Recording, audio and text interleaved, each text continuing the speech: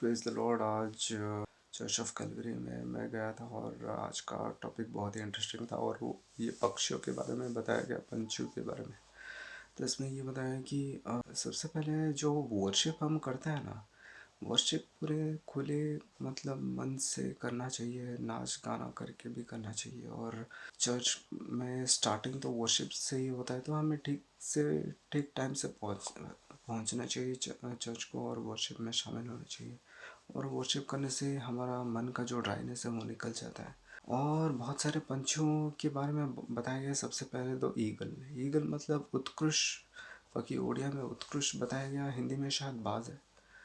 तो वो मतलब बहुत ही चैलेंजिंग है। उसका 70 ईयर्स वो जीता है और 40 ईयर्स जीने के बाद वो अपना जो है बीक को तोड़वा देता है। कैसे ना, एक ऊंचा चोटी जो पहाड़ में जाके और उधर रगड़ रगड़ के पीट पीट कर उसका जो बीक है, चोंच है, वो तोड़ देता है। उसके बाद वो एक नया उगता है और उसको मतलब उसका जो पर है, पर उसको नोच के निकाल देती है, क्योंकि वो भारी हो जाता है, वो उड़ नहीं पाती है।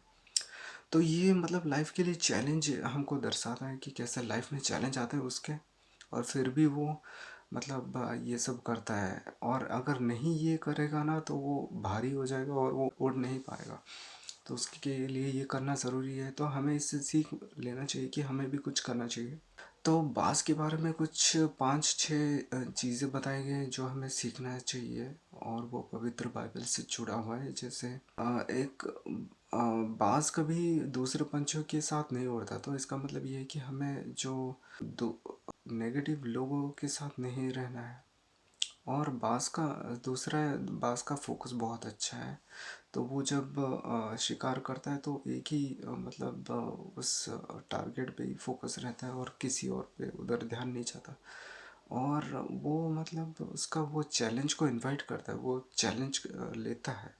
और एक भी है, वो ट्रेनिंग करता है अपने ये को, मतलब बच्चों को कैसे ये करे, मतलब बच्चों को जानबूझ के गिरा देता है। वो अपने जो नेस्ट है, नेस्ट से गिरा देता है तो वो, ताकि वो उड़े, तो ऐसे फोर्स करवाता है। और ये है कि वो बासी मतलब किसी और का खाया हुआ मरा हुआ चीज़ नहीं खाता, वो खुद शिकार किया हुआ खाता है। तो हमें भी अपने सीखने चाहिए, हमें भी शुद्ध होना चाहिए।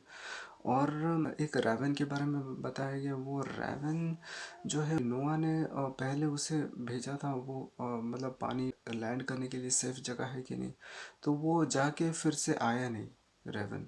और उसके बाद ये एक रेवन है और दूसरा रेवन एलिजा के पास मतलब खाना लेके आता था, मीट लेके आता था। तो हमें कौन सा रेवन होना है ये हमें सोचना चाहिए, जो खाना लेके आए या वो जो ठग के चला जाए। और एक दूसरा है स्टॉर्क। स्टॉर्क जो है वो टाइमलीनेस को दिखाता है, वो बहुत ही टाइमलीनेस से पंक्चुअल है। और एक पंछी है कॉर्मोरेंट नाम का, और वो बहुत ही पेशेंस है। तो ये सब क्वालिटीज़ हमारे अंदर है कि नहीं, हमारे अंदर रहने चाहिए, ये सब दिखाते हैं।